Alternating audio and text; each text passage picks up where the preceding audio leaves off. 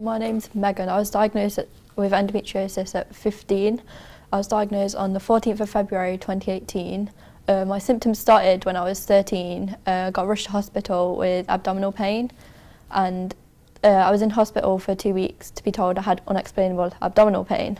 A couple of weeks later I was rushed back again to be told I had a cyst on my ovaries, which led to me being diagnosed with polycystic ovaries, and that was through ultrasound.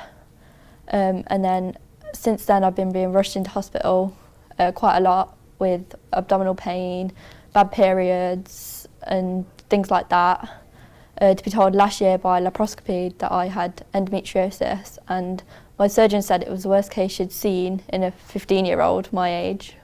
I was getting really bad periods. I was bleeding through maternity pads within like 20 minutes. I kept collapsing from tiredness and all the pain, and the pain was so unbearable that I couldn't even walk to the corner shop without screaming out in agony. And obviously all the cysts on my ovaries, they wanted to just check. There was nothing else. But it was the last thing that the gynaecologist I seen thought of. She went through everything else and goes, well, we don't think you can get this at your age because you're only 15, but we'll test you for it anyway, but it's not likely. And when she tested me, she said it was the worst case she'd seen in a 15-year-old, but didn't do anything really about it.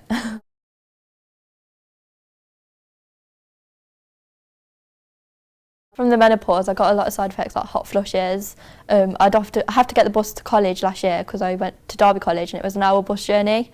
And obviously in the winter everyone was freezing, but I'd have to have the windows open, a coat on because I was sweating so much. I'd often pass out from the hot flushes. At college I'd have to have fans on me. I've got lax joints now from the artificial menopause, so I can dislocate all my fingers, knees, ankles, everything. And I got a lot of sickness as well, so in the morning I'd be sick, at night I'd be sick. I'd come home and just sleep. Yeah, a lot of stuff like that. I felt really unwell when I was on the menopause, as if my body shouldn't be going through something like this. My body felt like it was being forced into something that it was trying to reject, and it didn't want it to happen. At 16, it's a bit weird to be going through the menopause. I never thought it'd be a treatment option that they'd give me to force my body into menopause at such a young age. Maybe if I was older, it'd be a considerable option rather than forcing me into it at only 16.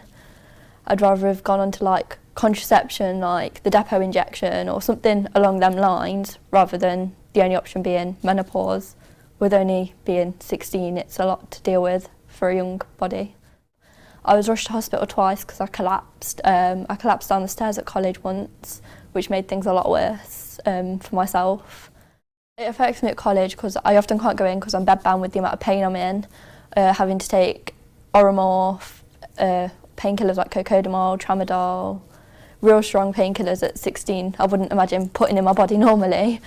I often have to have a TENS machine attached to me when I get to college, and if I'm in college and I have to take Oromorph, I'm sent home because it makes me drowsy, and it's quite a big dosage for someone my age. And my college tutors are quite supportive of me. If I need to take time out, I can. If I'm not in, they'll send me work to do at home. I have quite a lot of supportive friends as well that will come and visit me if I'm at home not well. Send me messages all the time, seeing how I am, seeing if there's anything that I need or anything like that.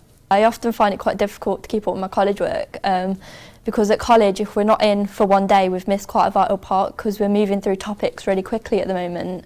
Because it's only a 6-month course, so I'm finding it quite hard to keep up with that and keep on track without the help of the tutors when I'm not there. It's quite hard.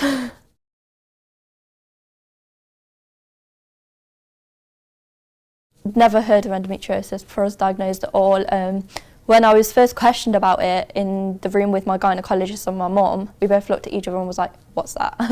We went home and did research on it and learnt out about the Women with Endometriosis charity and other things like that.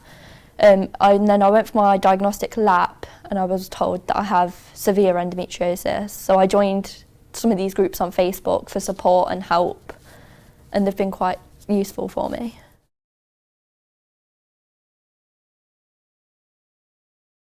If you're suffering with endometriosis and you're a young age like me, make sure you've got a lot of supportive friends around you. Make sure you're in a supportive group of friends. So see if you can find other people with endometriosis like you, maybe older, younger, and try and make sure your family understand it as well, as much as you can. So if you're having a bad pain day, sit and try and explain it to them, how you're feeling.